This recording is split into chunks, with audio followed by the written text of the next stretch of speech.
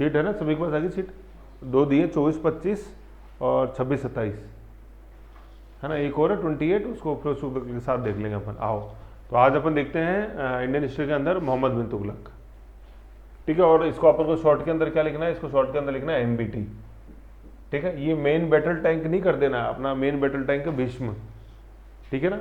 आवाड़ी तमिलनाडु के अंदर फैक्ट्री है, वहाँ बनता है, वो भी क्वेश्चन आया हुआ है। लेकिन यहाँ पे MBT से क्या रखना है अपन को, मोहम्मद बिन तुगलक।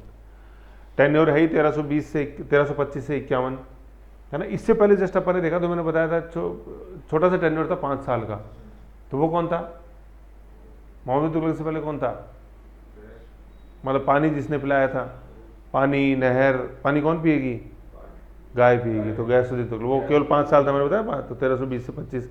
और ये कितने साल हो गया अंदाजन, मोटा मोटा करीब 25 साल हो गए, मतलब 1325 से 1350 करीब 25 साल हो गए। तो देखो पहले वाला था 5 साल ही, 5 को अपन 5 गुना कर दे तो 25 हो जाएंगे, ऐसे समझ रहे हो ना, 5 गुना शासन रहा। तो जब तक ये ऐसे एक लॉजिक नहीं बैठाओगे ना, तब तक अपने को, मतलब 5 साल तो किसके थे, गैसुद्दीन तुगलक के, उससे 5 गुना टेन्योर है इसका। तो अब देखो 5 से कितना अच्छा आंकड़ा सेट हो गया, गैसुद्दीन तुगलक सेट हो गया 20 से 25, मोहम्मद बिन तुगलक सेट हो गया कि पता है 25 से स्टार्ट है, तो 25 से फिर 50 भी कर दोगे तो कोई दिक्कत नहीं है, ठीक है। 51 बाहर है, ऐसा समझ गए। तो ये तरीका है। स्टूडेंट बोलता है याद नहीं होता, अरे याद होएगा, तुमने उसको समय दिया ही नहीं तो यार वो याद कहाँ से होएगा। वो ऐसे कोई चीज़ देखते याद थोड़ी ना हो जाती है, मैंने मैप पे एक जरा डाली और याद नहीं हुआ, ऐसा थोड़ी होता है। पहले उस पर ठहराओ लाओ, है कि नहीं, उसको समय दो, समय देने पे चीज़ आपकी होगी, ठीक है। ये हो गया काल। फिर देखते हो विलक्षण, क्या विलक्षण मतलब यूनिक कैसे, कि दिल्ली सल्तनत के सुल्तानों में MBT सर्वाधिक विलक्षण व्यक्तित्व वाला था। विलक्षण मतलब यूनिक पर्सनैलिटी, ठीक है। वह अरबी एवं, अब देखो यूनिक कैसे था, अरबी एवं फारसी का महान विद्वान था। ज्ञान विज्ञान की विभिन्न विधाओं जैसे खगोल शास्त्र, अब जिसको अपन बोलते हैं एस्ट्रोनॉमी, दर्शन, फिलोसफी, गणित, मैथ, चिकित्सा विज्ञान, अपने मेडिकल साइंस, तर्कशास्त्र, लॉजिक आदि में पारंगत था, ठीक है। नॉलेजेबल था। वह एक अच्छा कवि और संगीत प्रेमी भी था, ठीक है। अभी देखेंगे अपन आगे। डॉक्टर ईश्वरी प्रसाद के अनुसार दिल्ली के सिंहासन को सुशोभित करने वाले शासकों में वह सर्वाधिक विद्वान एवं सुसंस्कृत शासक था। तो यहाँ तक तो अपन ने क्या देखा कि नॉलेजेबल बहुत था, है ना, इंटेलेक्चुअल व्यक्ति था, डीप थिंकिंग रखता था, ठीक है। फिर आगे अपन देखते हैं, उसका नाम कई संज्ञाओं से जोड़ा जाता है, मतलब उसके लिए कई संज्ञाएं, संज्ञा सर्वनाम आप जानते हो, ठीक है, उसके लिए प्रयुक्त किया जाने वाले शब्द को अपन संज्ञा बोलते हैं। अंतर विरोधों का विस्मयकारी मिश्रण, अंतर विरोध, ठीक है ना, अंतर विरोध है, ठीक है। अंतर विरोध, अंतर विरोध क्या होता है, ठीक है। अंतर विरोध क्या कि अपने को पता है कि यार वो व्यक्ति बहुत नॉलेजेबल है, वो कोई भी ऐसा कदम या ऐसा डिसीजन नहीं लेगा जिससे कि उसकी जो नॉलेज है या जो एक शासन की जो प्रतिष्ठा है उसको दाव या आँच, उस पर दाव लगे या उसको कोई आँच आए। अंतर विरोध ये तो होते हैं ना, कि जैसे मान लो मैं बताऊं अपने आप को बहुत इंटेलिजेंट, लेकिन कुछ काम ऐसा कर दे कि अरे यार मज़ा नहीं आया, बोलते ना अपन, तो वो अंतर विरोध है, ठीक है। का विस्मयकारी मिश्रण। अब इसे अंतर विरोध कैसे, भाई अपन ने देखा विद्वान तो अपन ऊपर देख ही लिया, इंटेलेक्चुअल कैसे, और फिर कुछ काम ऐसे किए उसने कि जिससे कि यूँ लगा कि यार ये विद्वान नहीं है तो पागल है, ठीक है। तो एक संज्ञा भी उसको क्या दी हुई है, यहाँ पे दी हुई है, देखो रक्त का प्यासा, और आगे देखो ये पागलपन का कुछ अंश था। तो एक तरफ तो आप विद्वान बता रहे हो और एक बार पागलपन का अंश, तो अंतर विरोध हुआ कि नहीं हुआ, ऐसे। रक्त का प्यासा अथवा परोपकारी, मतलब एक तरफ तो रक्त का प्यासा भी था और एक तरफ वो जनता का भला भी करना चाहता था, समझ, मतलब एक तरफ तो जनता को बहुत ज़्यादा पीड़ा देना है और एक तरफ वो परोपकार भी, वो बेनेवोलेंट भी बनना चाह रहा है, समझ रहे हो। फिर ये अब ये जो है ना, देखो ये तुगलकी फरमान, ये एक तकिया कलाम है, मतलब एक प्रोवर्ब है हिंदी के अंदर कि तुगलकी फरमान।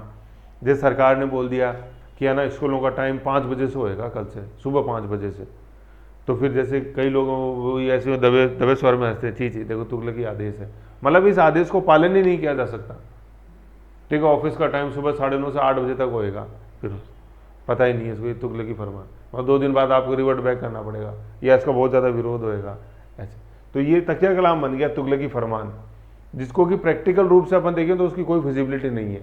आप शासक को मान लिया, इसको इम्प्लीमेंट भी कर दोगे ना तो भी तुम्हारी छीछी होएगी, मतलब किसी भी तरह से ये लागू करने योग्य नहीं है, फिर भी तुम तुम्हारी जिद में इम्प्लीमेंट कराओ तो जनता परेशान हो लेगी, क्या करें।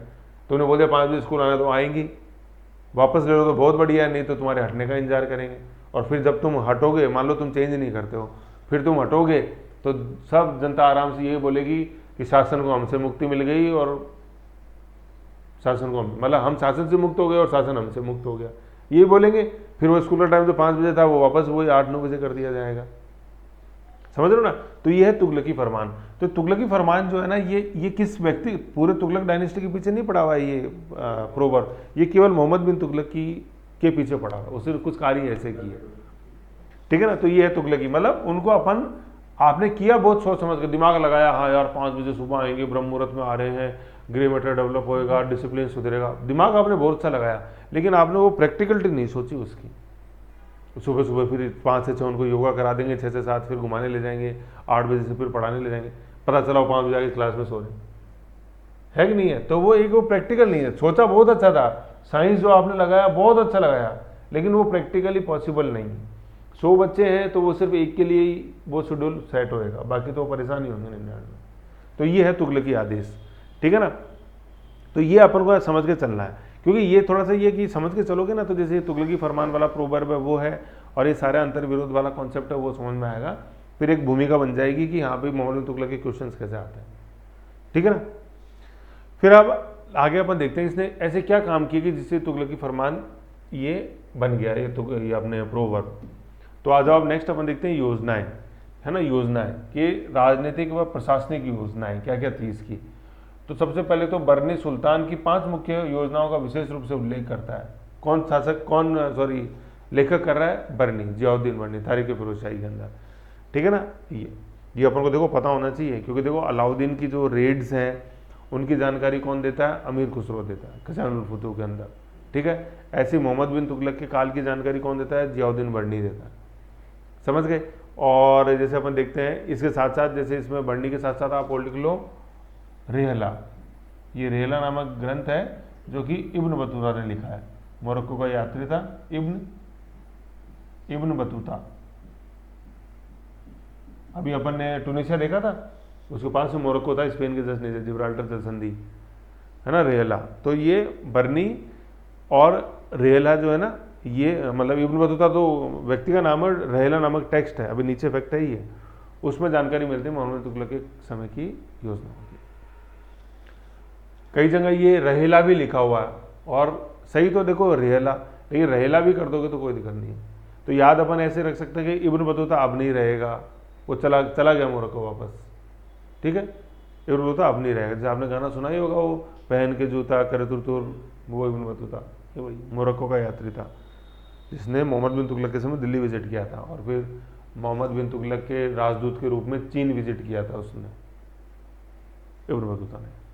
आ जाओ, तो 5 योजनाएं कौन कौन सी, 5 योजनाएं कौन कौन सी। सबसे पहले अपन देखते हैं देवगिरी को राजधानी बनाना, सांकेतिक मुद्रा क्या होती सब देखेंगे, खुरासान अभियान, कराची अभियान, दोआब में कर वृद्धि। तो देखो ये अपन को एक तो इसका सीक्वेंस ध्यान रखना, इसको सीक्वेंस चेंज नहीं करना अपने को, क्योंकि सीक्वेंस चेंज हो जाएगा ना तो फिर इनका इंपॉर्टेंस खत्म हो जाएगा, ठीक है। क्योंकि ऐसा था कि शासक ने ये देखा था कि यार चलो एक गलती होगी, दूसरे के अंदर अपन कवर कर लेंगे, दूसरी में होगी तीसरे में कवर कर लेंगे, तीसरे में गलती चौथी में कर लेंगे, है ना। भाई सोचते ही अपन गलती हो गई, जैसे मुझे यार ठीक है मोनेटाइजेशन फेल हो गया, चलो ठीक है, कोविड में अपन फेल हो गए, चलो कुछ अच्छा करते हैं फिर आगे, ऐसे। लेकिन यहाँ ऐसा था कि इसकी हर कोई फेल होती गई, तो मतलब डैमेज कंट्रोल का कहीं मौका ही नहीं मिला। पहली का डैमेज कंट्रोल दूसरा आया, दूसरे का डैमेज कंट्रोल तीसरा आया, तीसरे का चौथा आया, चौथे का 5वां आया, लेकिन कोई भी डैमेज कंट्रोल कर ही नहीं पाया, और फिर लास्ट में उसी का ही अंत हो गया, शासक का ही, और फिर वो तुगलकी फरमान के रूप में जाना गया। तो किस्मत का हमारा बेचारा इंटेलेक्चुअल खूब था, देखा ही अपन ने, भाषाओं का ज्ञान, सब कवि, संगीत प्रेमी भी, लेकिन क्या करें किस्मत साथ नहीं देते। किस्मत का इतना रोल नहीं ज़्यादा, अपन देखेंगे अभी एक एक योजना देखते जाते हैं, फिर आप खुद बताना सर गलती कहाँ है। अब देखो याद कैसे रहेंगे, पहले तो सीक्वेंस में याद रखना है, लेकिन एक मैं आपको मोटा मोटा बताता हूँ याद कैसे रहे। तो 3 तो इसमें जगहों के नाम हैं, एक तो देवगिरी, दूसरा खुरासान और तीसरा कराची। 3 तो ये प्लेस हैं, साइड में लिख लो आप, 3 तो ये प्लेस हैं, मतलब बिल्कुल संज्ञा के रूप में प्लेस के नाम लिखे हुए हैं, कोई सर्वनाम प्रयोग नहीं किया गया है। 3 प्लेस कौन से, पहला तो देवगिरी है, दूसरा खुरासान है और तीसरा कराची है, ठीक है। अब स्कूल में आप यूँ रख लो, ये द ख और क। अब जैसे अपन ये ढक्कन नहीं बोलते हैं, द क कन, दक्कन बोलते हैं ना, ये ऐसे, तो ये दक्कन को द ख कर दिया अपन ने, तो कुछ तो नज़दीक आ ही जाओगे। ऐसे तीनों से दक्कन दक्कन बोलते ही द क ख याद आ जाएगा। तो देखो इसमें आ रहा नहीं, ये क ख को बाद में अपन ख भी तो बोल सकते हैं, तो देख लो ख ये आ गया और क्या आ ही रहा है ढक्कन के अंदर, और ये देवगिरी ढक्कन के अंदर ही है। तो ऐसे तीन आपको एक साथ याद आ गई है, क्या, देवगिरी, फिर ख से क्या था, खुरासान अभियान, और लास्ट के अंदर कराची अभियान, ठीक है, आ गया। और फिर इसमें कोमा लगा के बाहर लिख लो और द, ये दोआब आ जाएगा। तो ये देख लो द का कितना बड़ा रोल हो गया, दक्का का आ गया, दक्कन आ गया और दोआब आ गया। तो 5 में से 4 याद आ गए कि नहीं आ गए। एक बात है मुद्रा की, ठन गोपाल, तो वो सांकेतिक मुद्रा। तो ऐसे थोड़ा सा लॉजिकली सेट रखोगे ना चीज़ों को, तो आपको समझ बनेगी और याद रहेंगे ही। और ऐसे याद नहीं रखोगे तो फिर देखो यार एक तो वो दोआब था, मतलब देवगिरी और सांकेतिक मुद्रा लोगों को याद आ जाते हैं, फिर खुरासान, कराचील और ये दोआब, इनमें सब गड़बड़ झाला हो जाता है, ठीक है ना। तो द ख क दक्कन, सबसे पहले आपने देवगिरी, देन ख से खुरासान, कराचील, ठीक है, और फिर दोआब और एक सांकेतिक मुद्रा। अब इसको जैसे अपन, जैसे अभी आप क्रम से आप जैसे देखोगे ना, जैसे मैं पढ़ाऊंगा तो वो सीक्वेंस आपको अपने आप लॉजिकली सेट होता चला जाएगा। जैसे मैं डैमेज कंट्रोल वाली बात बोल रहा हूँ, कोशिश करी लेकिन फेल हुई, वो अपन देखते हैं। तो 5 तो ये, कई बार सीधा ही क्वेश्चन आ जाता है कि वो कौन सी थी, पहली कौन सी थी, दूसरी कौन सी, टोटल कितनी थी। तो सबसे पहली कौन सी थी, राजधानी परिवर्तन, ये देवगिरी, और सबसे लास्ट कौन सी, दोआब में कर वृद्धि, यही अपने सीक्वेंस लिखा ऐसे, ठीक है। अब सबसे पहले अपन देखते हैं देवगिरी को राजधानी बनाना। आ जाओ, देवगिरी को राजधानी बनाना, आ जाओ।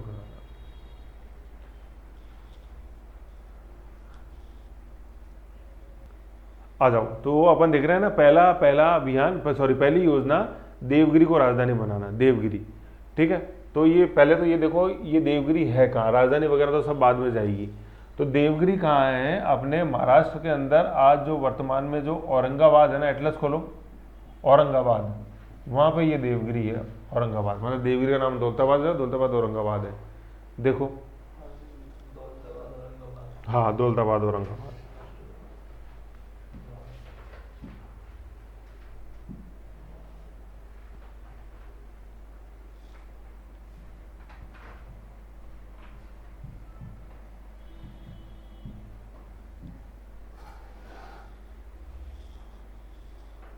देखो अरे बताता हूँ, देखो पहले तो औरंगाबाद डालते, देखो मैंने औरंगाबाद डाला तो क्या निकल के आया, ये ताजमहल निकल के आया।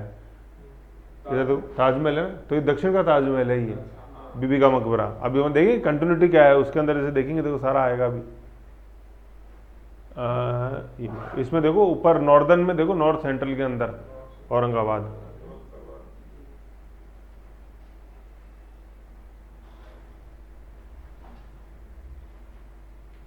अब नया नाम जैसे छत्रपति संभाजी नगर कर दिया है ना, वो तो चलता रहता है। ये देखो औरंगाबाद, नया नाम इसका छत्रपति संभाजी नगर, ब्रैकेट में लिखा हुआ औरंगाबाद, ये दौलताबाद।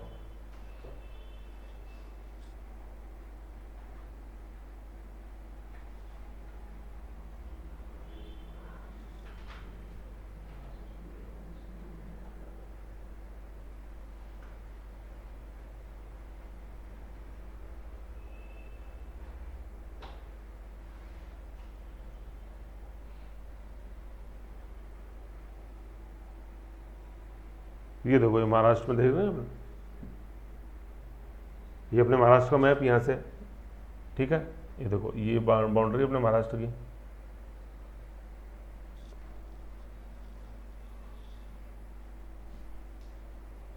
ये बाउंड्री महाराष्ट्र की, इसमें यहाँ है, ये देखो ये। अब देखो कंपेरेटिव देखो दिशाओं में, देखो ये मुंबई, इधर है नासिक, ठीक है, ये अहमदनगर, और ये जालना, और ऊपर ये अपने ये जलगांव, ये याद रखो सारे ये, ठीक है ना, नासिक, और इधर है ये पुणे, सतारा।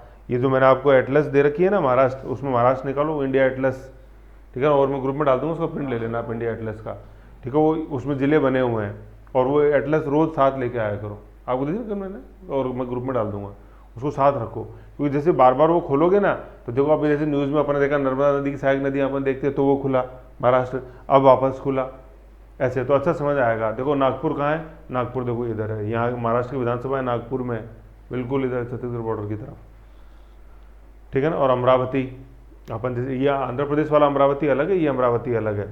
यहाँ सेशंस हैं, मतलब अब नागपुर सेशन आएगा कांग्रेस का अपने अशोक आंदोलन के समय, बहुत इंपॉर्टेंट है। तो इनको बार बार जितनी बार देखो ना उतनी बार समझ में आएगा। ये इधर ये जो पूरा एरिया है ना, ये पूरा ये अपने मराठवाड़ा कहलाता है, ये जो कि सुसाइड कैपिटल ऑफ इंडिया है, सूखा पड़ता है यहाँ, सूखा पड़ता है। तो महाराष्ट्र का देखो देखो ये वाला रीजन है, ये वाला इधर तो बहुत बारिश होती है, लेकिन इधर बिल्कुल सूखा है, क्योंकि जैसे ये तो विंडवर्ड साइड है, इधर से मानसून आता है, इधर ये अपने वेस्टर्न घाट से, तो इधर तो बारिश हो जाती है, लेकिन वो जो लीवर्ड साइड है, पीछे वाली साइड है, उधर कोई बारिश नहीं होती।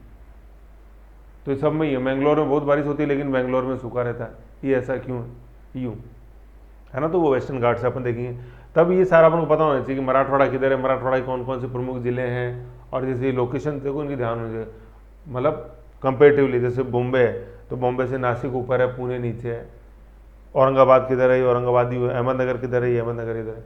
ये अपन त्र्यंबकेश्वर पहाड़िया मंदिर पढ़ेंगे, जहाँ से अपने गोदावरी नदी का उद्गम है, वहाँ आएगा अहमदनगर, त्र्यंबकेश्वर ज्योतिर्लिंग भी है, और शिवाजी की कैपिटल था अहमदनगर, सिंहगढ़ तोरण जावली, ये अहमदनगर। तो कहने का मतलब है बच के निकलने का कोई रास्ता नहीं है, सारांश ये है, देखना ही पड़ेगा, खोलना ही पड़ेगा, चलना ही पड़ेगा। कहाँ कहाँ बचोगे, हिस्ट्री में बता दिया, ज्योग्राफी में बता दिया, करंट में बता दिया, पॉलिटी में आरबीआई ले लो, 1935 एक्ट लो, अब कहाँ जाओगे मुझे बताओ।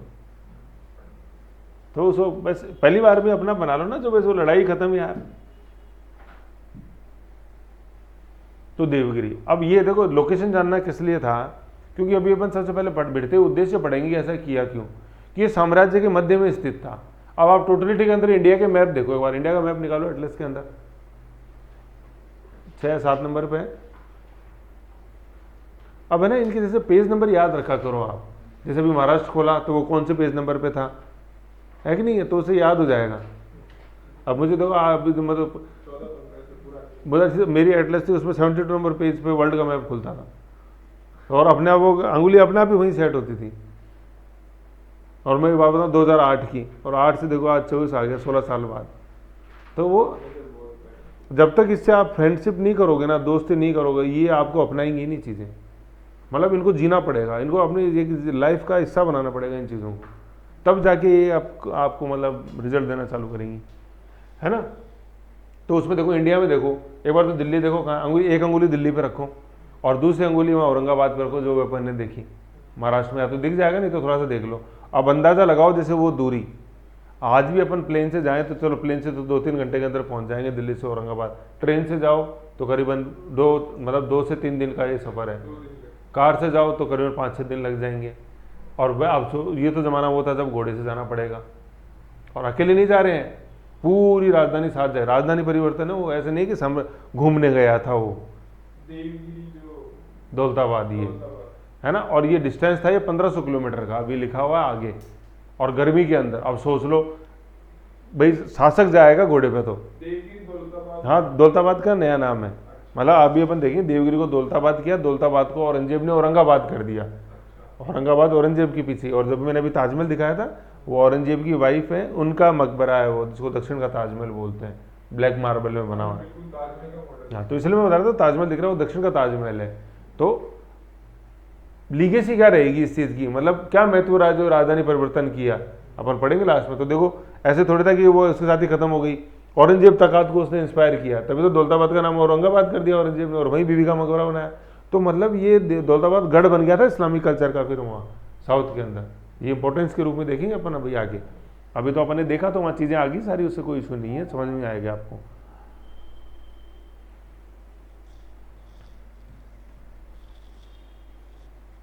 है ना। तो मैं ये बता रहा था ये 1500 किलोमीटर का डिस्टेंस है, एटलस में आपने गौर किया, दिल्ली पे अंगुली रखी हो रही है।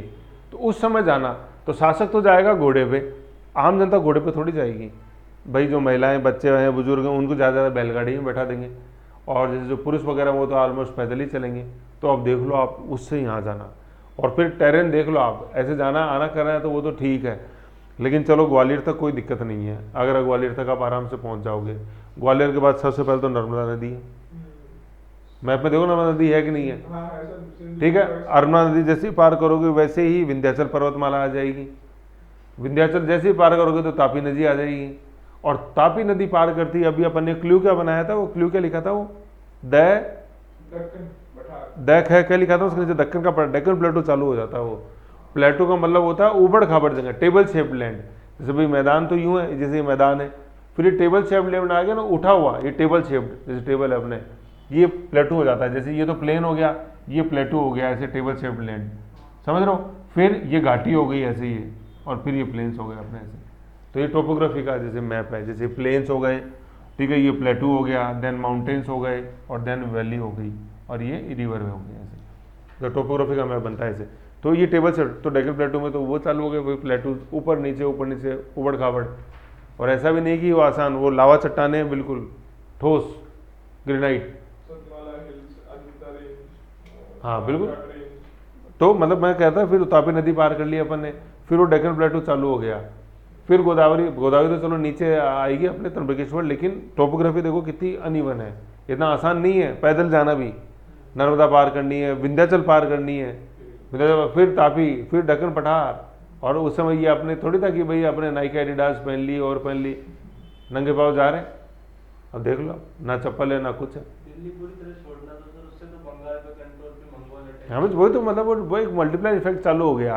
तो अब अंदाजा लगाओ, अभी अपन बोलते हैं कि अपन को यहीं से पैदल ही जाना है कि अजमेरी गेट तक नंगे पाँव, तो देख लो, तो ये उस समय।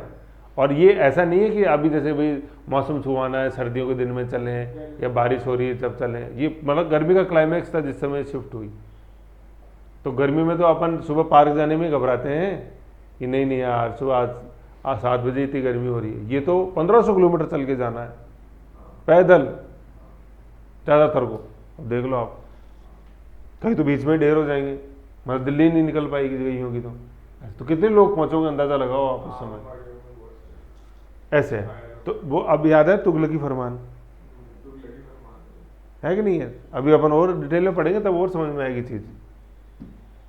आ जाओ, सबसे पहले अपन देख रहे देवगिरी को राजधानी परिवर्तन, तो ज्योग्राफिकल लोकेशन देख ली। अब आप खुद ही सोचो, अगर अपन अभी ये पिछले 10 मिनट जो चर्चा करी वो नहीं करते, ज्योग्राफिकल लोकेशन नहीं देखते, तो क्या इतनी समझ बनती क्या।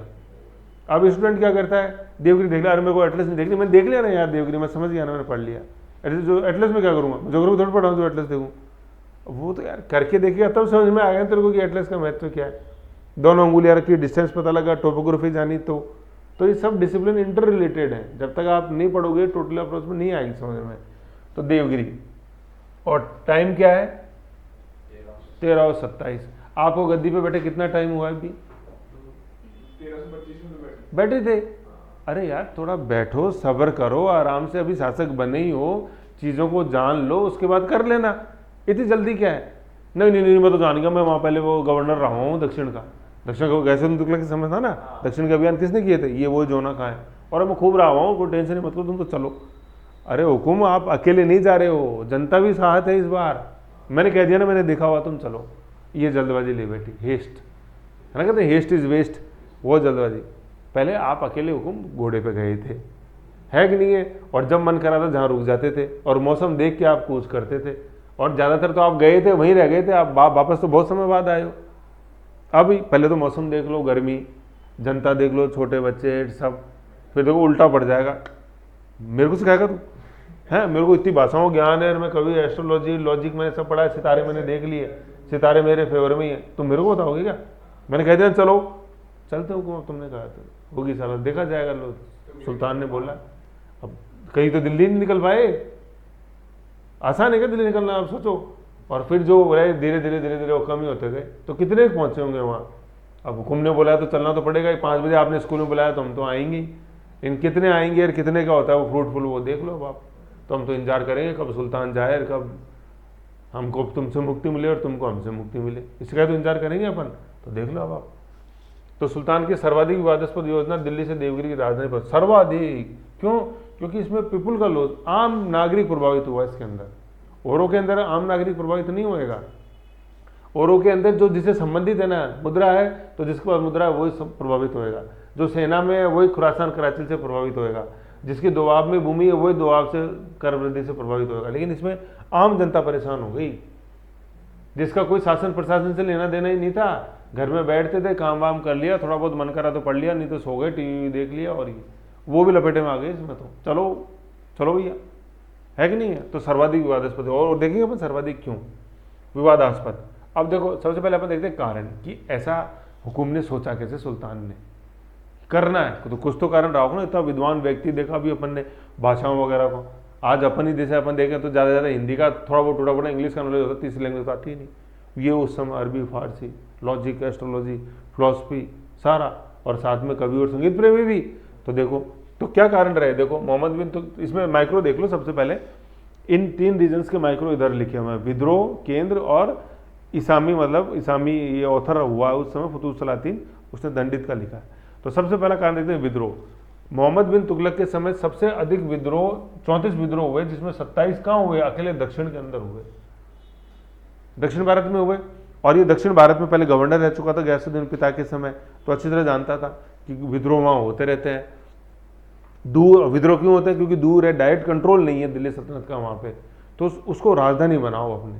तो राजधानी परिवर्तन नहीं था, ये एक तरह से दूसरी राजधानी बनाना चाहता था वो। तो एक तो दिल्ली तो कैपिटल रहेगी रहेगी, साथ में अपन देवगिरी को और अपन कैपिटल बना लेते हैं। तो उससे क्या हो जाएगा? दूसरा आदमी, अब देवगिरी की लोकेशन वापस, वो पेज खुला रखो एक बार, महाराष्ट्र वाला, उसमें देखो वो दक्कन के ऑलमोस्ट सेंटर के अंदर पड़ रहा था, है ना। इसी देखो मैं कह रहा हूँ, उसको पेज नंबर याद रखो जिससे कि वो फट खुले, है ना। तो अब उसमें उसकी लोकेशन देखो एक बार, तो बिल्कुल सेंटर में पड़ रहा है दक्षिण इंडिया के, ज़्यादा नीचे भी नहीं, ज़्यादा ऊपर भी नहीं। तो वहाँ से अपन कंट्रोल कर सकते हैं आराम से। और थोड़ा भी अपन को खतरा महसूस हुआ तो फट अपन उत्तर भारत में भी आ सकते हैं। अब अगर देख लो, यही अगर बेंगलोर या मदुरई को बनाता दूसरी राजधानी, तो एक तो कितना दक्षिण में था, फिर खतरा उत्पन्न हो जाए तो दक्कन पठार से निकलना मुश्किल हो जाएगा, जैसे औरंगजेब का हो गया था। औरंगजेब के तो यूँ कहते हैं कि वो कब्र और औरंगाबाद में दफन है औरंगजेब भी, बीबी के मकबरे के पास ही। एक बार उत्तर दक्षिण भारत में जाने के बाद वो कभी आ ही नहीं सका उत्तर भारत में, है ना। तो इसलिए ऊपर ही ऊपर बनाई। हाँ, वैसे अपन देखो दक्कन इंडिया जैसे जो है ना, ये पेनिनसुला वाला पार्ट जैसे अपन जो देखते हैं, तो ये कर्नाटका पे खत्म हो जाता है, फिर ऑलमोस्ट वापस से प्लेन और फिर माउंटेन्स चालू हो जाते हैं।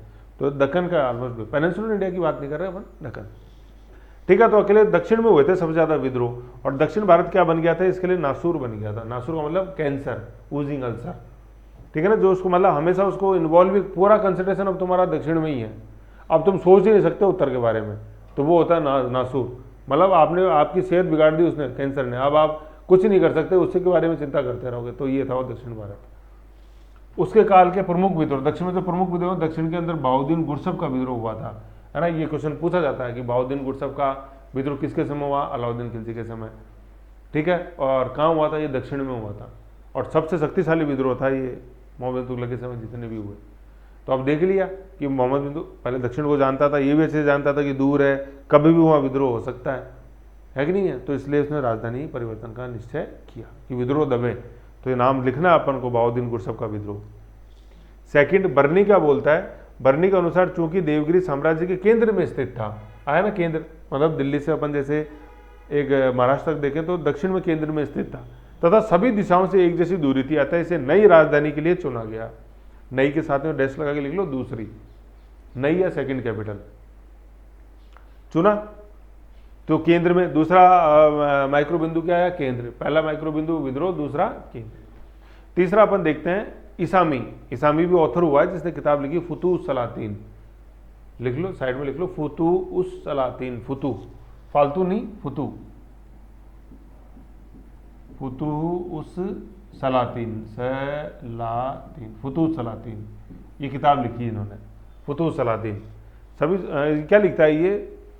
इसामी लिखता है कि सुल्तान खूनी एवं रक्त पिपासु था, मजा आता था परेशान करने में दूसरों को।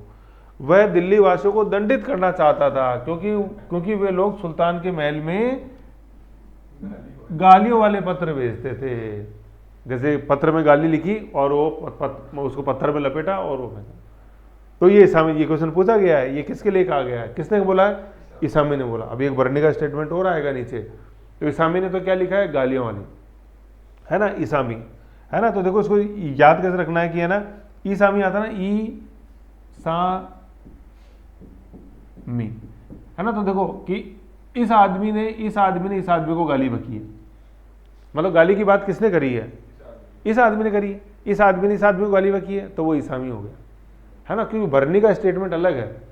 बर्नी का स्टेटमेंट वो है कि जब मोहम्मद बिन तुगलक की मृत्यु के बाद बर्नी ने बोला कि सुल्तान को प्रजा से मुक्ति मिल गई और प्रजा को सुल्तान से मुक्ति मिल गई, वो बर्नी है। ये क्वेश्चन बहुत आते हैं। ये वो कौन है जिसने बोला है कि रक्त पिपासु था और जनता गाली लिखा पत्र भेजती फेंकती थी, तो वो इस आदमी ने उस आदमी को गाली बकी। ऐसे तो थोड़ा क्लू से याद रखो चीज़ों को, समझ गए। गालियों लिखे पत्र भेजते थे और खूनी और रक्त पिपासु था, देख लो आप।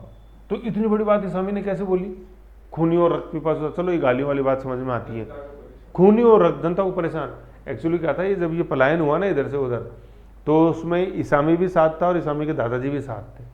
तो इसामी तो जैसे तैसे भाई कंपेरेटिवली यंग था, लेकिन दादाजी यंग नहीं थे, तो दादाजी बीच के अंदर ही ढेर हो गए थे। तो वो गुस्सा निकाला फिर इसामी ने अपनी किताब में, खूनी रक्त पिपासु, और मैंने दादाजी को मार दिया। तो वो खुन्नस निकाली, भाई सुल्तान का नहीं बिगाड़ सकते, लेकिन कलम तो है ना मेरे हाथ में, लिख दिया किताब में। और फिर वो किताब फिर जब हिस्टोग्राफी आई तो आई सामने बात निकली ऐसे। तो दादाजी के स्वर्गवास होने के कारण ये भड़ास निकाली, और फिर दिल्ली वासियों को दंडित करना चाहता था, वो गालियों वाली बात उसने लिखी ऐसे ऐसे। तो ये 3 कारण हो गए अपने, क्योंकि देखो ये क्वेश्चन आता है, जब ये क्वेश्चन आता है ना कि आलोचनात्मक विवेचन करें, critically examining the experiments of Mohammad bin Tughlaq, या सिंपल एक पूछा critical examining the capital transformation experiment of Mohammad bin Tughlaq, तो उसके अंदर अपन को ये विचार देने पड़ेंगे कि ऐसा उसने सोचा क्यों था। तो विद्रोह होते थे, बिल्कुल सही है, सेंटर में था, बिल्कुल सही है, साइंटिफिक रीजन है इसके पीछे। ऐसा ही थोड़ी था कि वो इतना बड़ा बादशाह सुल्तान, उसने ऐसे ही रीजन उठा लिया। देखो जैसे है ना, ये सुल्तान दिल्ली सल्तनत के बोलेंगे और बादशाह मुगल इंडिया के लिए बोलेंगे, है ना। दिल्ली सल्तनत के लिए अपन बादशाह यूज़ नहीं करेंगे, है ना, वो सुल्तान ही वर्ड यूज आएगा। ठीक है, तो ये तीनों कारण अपन को समझ में आ गए।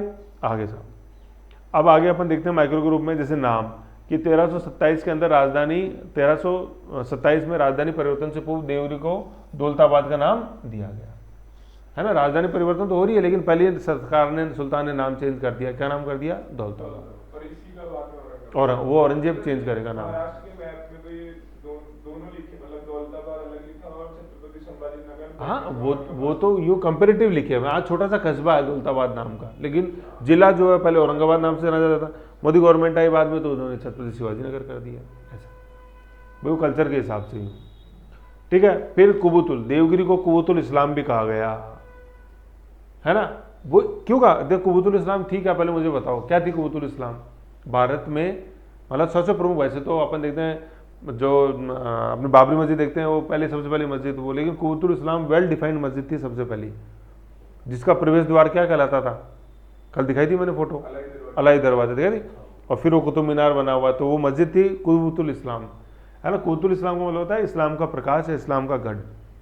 ठीक है, अब इस देवगिरी को ऐसा क्यों बोला कि जिससे लोगों के अंदर आस्था डेवलप हुए। किसी को बोले ना, अरे देवगिरी चलना है यार, इतनी दूर क्यों जाए, अरे वहाँ कुबुतुल इस्लाम है उसका नाम, धर्म के नाम, इस्लाम का प्रकाश है, पागल मना मत कर देना तुम, चल यार चलते हैं ऐसे। तो ये टैक्टिक्स थी, एक इमोशनली जोड़ दो लोगों को, मोटिवेट होके जाएंगे, बस पहुंच गए, चलो यार चलते हैं, मारे जाएंगे तो क्या है, जन्नती नसीब होएगी, लेकिन चलो तो सही कम से कम अपन कुबुतुल इस्लाम चलो। तो ये एक टैक्टिक्स थी, समझ गए इतना। अब देखते हैं अपन, अब विफल हुई, जैसे अपन ने बोला विरोधाभासी है कि नहीं है, कैसे उसके अंदर मिश्रण था। तो विफलता के क्या कारण थे, एक तो दूरी 1500 किलोमीटर, अभी अंगुली रखी थी अपन ने, दिल्ली औरंगाबाद दूरी 1500 किलोमीटर। दूसरा समय जो था वो ग्रीष्मकाल था, समर टाइम था, इम्पॉसिबल। और अपने तो चलो साउदर्न इंडिया में तो फिर भी एक ट्रॉपिकल क्लाइमेट रहता है, गर्मी सर्दी नहीं होती, लेकिन नॉर्दर्न इंडिया में देख लो आप, गर्मी नहीं होती क्या। चलो दक्कन के बाद ठीक है जी, आप जब तापी नदी पार कर लोगे तो कुछ सुकून मिलेगा, रहती है, लेकिन चलो गर्मी के अंदर कंपेरेटिवली थोड़ी सी राहत मिल जाती है ह्यूमिडिटी से। लेकिन जहाँ जब तक आप विंध्याचल तक पहुँचोगे तब तक तो वो स्कॉर्चिंग हीट है, वो उसका क्या करोगे, और पैदल हो रो, हीट स्ट्रोक लगेगा, लू ये फलाना ढिमका, वो बस हो गए ढेर, कहाँ से पहुँच जाओगे। तो ग्रीष्मकालीन, ठीक है ना। ये फिर घर की याद, घर से निकलने तो आसान थोड़ी होता है, अपन एक दिन ही जाते हैं ऑफिस ही, तो अरे यार शाम को 6 बजे घर चलो घर चलो घर चलो। यहाँ तो घर छोड़ना है, वहाँ जाना है दक्षिण कुवैतुल इस्लाम, परमानेंट शिफ्ट होना है। और फिर शिफ्ट जैसे जैसे जैसे अपन वहाँ पहुँच भी गए, चलो देवगिरी माल्या पहुँच गए, हेल्दी थे, किसी ने बीच में लिफ्ट दे दी, आ जाओ बैठ जाओ यार बैलगाड़ी में, थोड़ी देर किसी सैनिक ने घोड़े पे बैठा लिया, पहुँच भी गए। एक दिन उठे, यार मज़ा नहीं आया, हवा ही नहीं चल रही है, चलो कोई बात।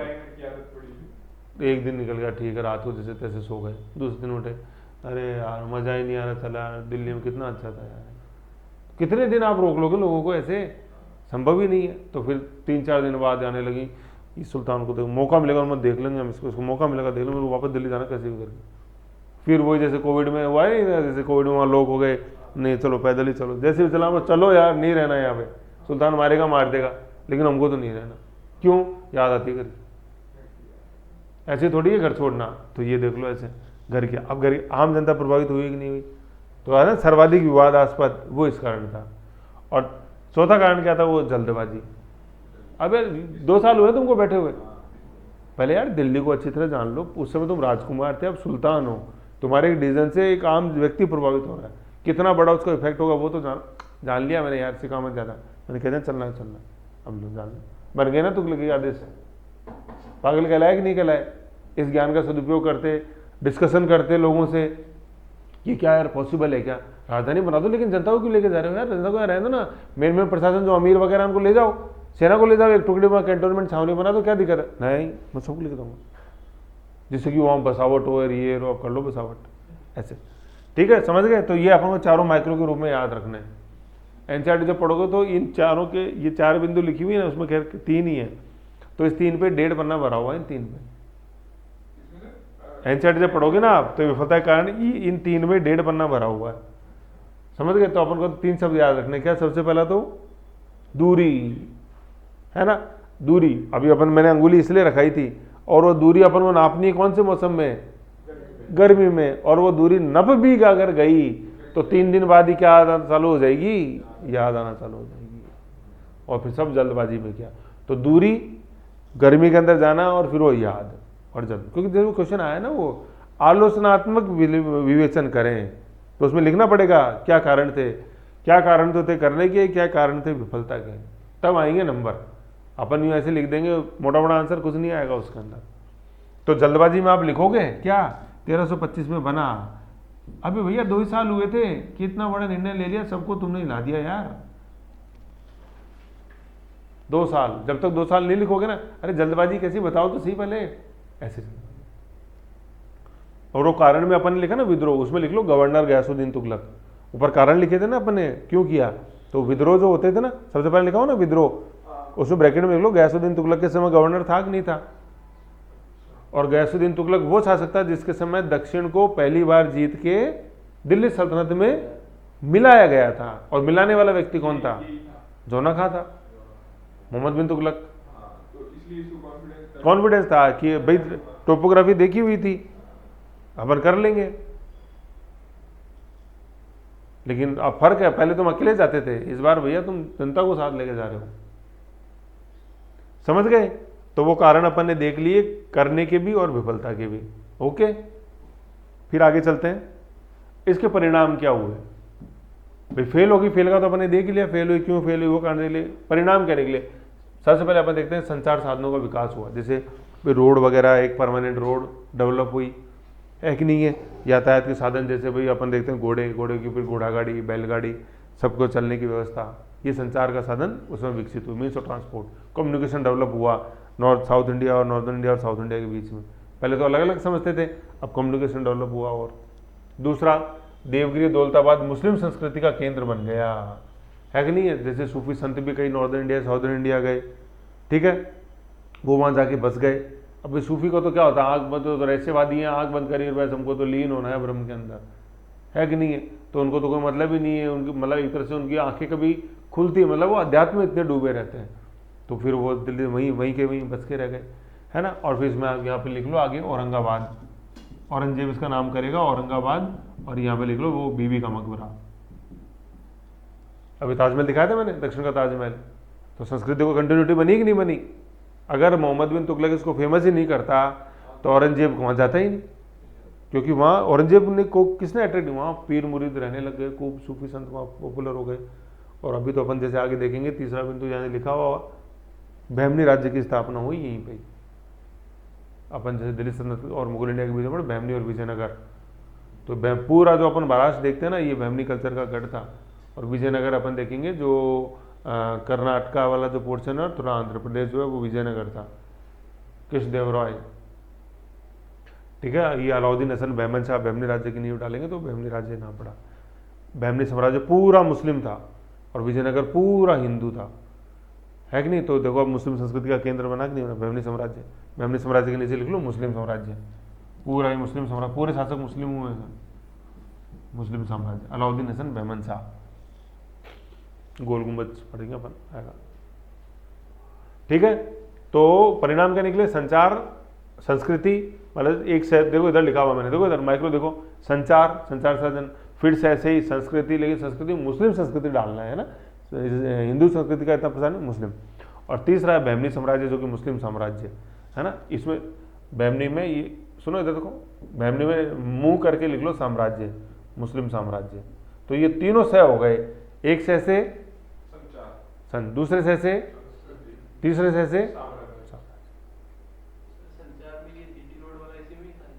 नहीं, जीटी रोड तो अपने नॉर्दर्न इंडिया के अंदर है, मतलब पेशावर से अपने कलकत्ता तक, हुगली तक।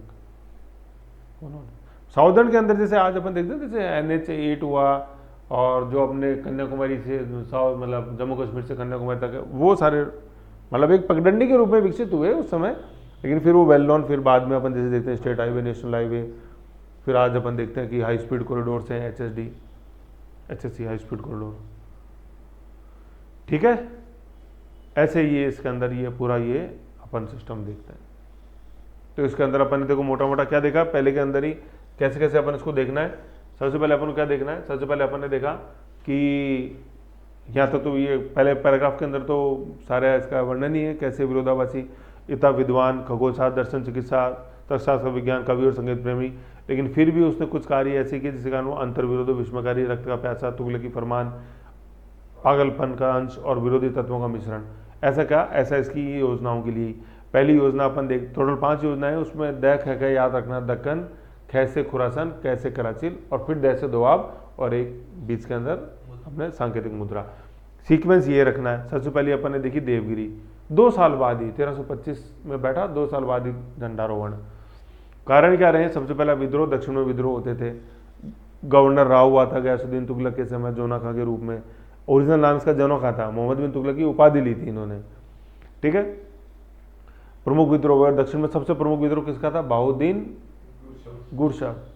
ठीक है, इसका विद्रोह केंद्र में स्थित था, तो उसको दूसरी राजधानी बनाना चाहता था जिससे कि अच्छा नियंत्रण रख सके, क्योंकि गवर्नर के रूप में उसने देख ही लिया था कि यार दिल्ली बैठ के अपन साउथ को कंट्रोल नहीं कर सकते, साउथ को कंट्रोल करना है तो साउथ में आना पड़ेगा। हालांकि फिर बाद में अंत में महसूस हो गया था मोहम्मद बिन तुगलक को कि जैसे दिल्ली से देवगिरी को कंट्रोल नहीं कर सकते, वैसे ही देवगिरी में बैठे बैठे दिल्ली को कंट्रोल नहीं कर सकते। फिर राजधानी परिवर्तन का निर्णय बाद में कैंसिल कर दिया गया था, वापस दिल्ली चलो, ऐसे है ना। इसके अंदर लिख लो आप, है ना, लास्ट के अंदर निर्णय लिया गया कैंसिल का, है ना, 1327 के अंदर, हाँ मतलब बाद में, है ना, बाद में इसको कैंसिल करके निर्णय लिया गया था कि अपन दिल्ली वापस चलेंगे। मतलब हर योजना के अंदर यू टर्न है इनके, हर योजना में। लास्ट में लिख लो, दिल्ली राजधानी परिवर्तन का निर्णय वापस ले, पुनः दिल्ली को राजधानी घोषित किया गया। हर 5 योजनाओं में यू टर्न है। सोचा था क्या, लेकिन हो गया कुछ अनर्थ। तो कारण क्या थे, सबसे पहला विद्रोह देखा, दूसरा केंद्र में, तीसरा ईसामी ने लिखा है, गाली देते थे एक दूसरे को, ईसामी। फिर राजधानी से दौलताबाद नाम रखा गया और कुवैतुल इस्लाम भी नाम था। विफल क्यों हुई, सबसे पहले तो दूरी, ठीक है, फिर वो मौसम, और फिर तीसरा घर की याद, और चौथा जल्दबाजी, 2 साल के अंदर ही। परिणाम क्या हुए, संचार साधन हुए, दूसरा संस्कृति, और तीसरा साम्राज्य। कौन सा, मुस्लिम साम्राज्य, बहमनी। ठीक है, अब मुझे बताओ, जैसे अपन ने पहले ये देखी योजना, तो मुझे बताओ इसमें जो इसको लागू करने के जो कारण थे, उसकी रीजनिंग में कोई कमी थी क्या, बिल्कुल सही था, विद्रोह होते थे, केंद्र में था। और ठीक है कि दिल्ली का एनवायरनमेंट थोड़ा सा उन्होंने देखा कि भाई इसामी लिखता है तो ठीक है कि अब दूसरी कैपिटल बना तो पॉपुलेशन भी शिफ्ट हो जाएगी तो कोई दिक्कत नहीं है, एक डिसकंटेंट शांत होएगा। यहाँ तक सही था, कोई दिक्कत थोड़ी थी। अब वो फेल क्यों हुई मुझे बताओ। ये तो मौसम, गर्मी की जो अपने कारण देखे, तो अगर उन कारणों पे थोड़ा तसल्ली से चर्चा की जाती तो क्या उन कारणों का दुष्प्रभाव या कुप्रभाव जो था उसको अपन कम नहीं कर सकते थे? क्या कर सकते थे, बशर्ते आपने थोड़ा सा धैर्य रखा होता, मंथन किया होता उन उसके कुपरिणामों पे, तो शायद इतना विनाशकारी अंत नहीं होता, कुछ सुखद अंत होता, दुखद अंत नहीं होता। तुगलकी फरमान, पागलपन, सुल्तान, रक्त का प्यासा, पिपासु, वो नहीं कहलाया जाता। तो अब देख लो गलती कहाँ थी, सामने जरा। तो वो जो अपन होता है कि आलोचनात्मक विवेचन करो, तो आलोचनात्मक विवेचन में ये होता है कि पहले तो दिखाओ कि मेरिट्स क्या थी, क्यों करना चाहिए था, और फिर फेल क्यों हुआ, फेल इन कारणों से हुआ। अगर इन कारणों पे ध्यान देते तो इतना दुखद अंत नहीं होता। जो अपन बोलते क्रिटिकली एग्जामिन, उसमें ये सब ये लिखने से काम नहीं चलेगा कि 1327 ट्रांसफर ये नो। पॉजिटिव एंड नेगेटिव, पॉजिटिव तो कारण ये थे, नेगेटिव कारण ये थे, ऐसे तब वो आंसर बनेगा आपका। और ऐसे माइक्रो में लिखो आप, जैसे मान लो यही क्वेश्चन आया 50 शब्दों में, तो करना उचित था क्योंकि विद्रोह होते थे दक्षिण के अंदर, केंद्र से दूरी समान थी, और तीसरा ईसामी के अनुसार जनता परेशान थी। विफल हुआ क्योंकि योजना अच्छी थी, वेल प्लान थी, सब था, लेकिन it failed due to distance.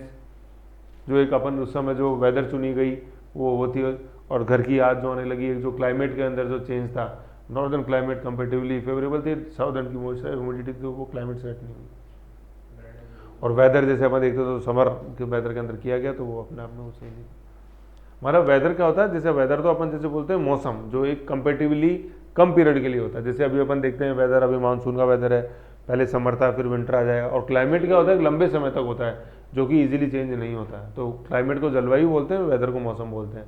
तो आप जैसे न्यूज़ में पढ़ते हो तो जैसे आता है वेदर फोरकास्ट, मौसम का पूर्वानुमान, जलवायु का पूर्वानुमान नहीं, जलवायु तो डिसाइडेड है पहले। जैसे राजस्थान की जलवायु कंपेरेटिवली जैसे गर्म है, ऐसे हॉट एंड ह्यूमिड है।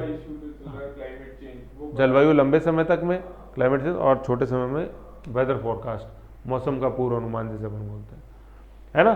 तो ग्रीष्म के ये मौसम गलत चुना गया। और घर की याद, वो क्लाइमेट चेंज जैसे हुई ना, वहाँ तो सर्दी गर्मी सब थी, यहाँ तो उमस ही उमस चला, बैठे बैठे मच्छर मारते रहो। और वहाँ नॉर्थ इंडिया में तो कुछ समय ऐसा आता था जब मच्छर होते ही नहीं थे, जैसे गर्मी और सर्दी, है कि नहीं ऐसे। और जल्दबाजी में किया तो ऐसे अपन को ये कि वो याद रखो इसको, पहली वाली, क्योंकि इसके क्वेश्चन मेंस के अंदर ज़्यादा आते हैं पहले वाले के कंपेरेटिवली, और बाकी जो है वो छोटे छोटे हैं। पहली वाली में कॉन्सेप्ट ज़्यादा है यूँ, ठीक है। नेक्स्ट अपन देखते हैं सुल्तान ने सांकेतिक मुद्रा का प्रचलन। एक बार इसको देख लो, फर्स्ट वाली को एक बार रीडिंग लगा लो नोट्स में, फिर कोई कन्फ्यूजन है पूछो।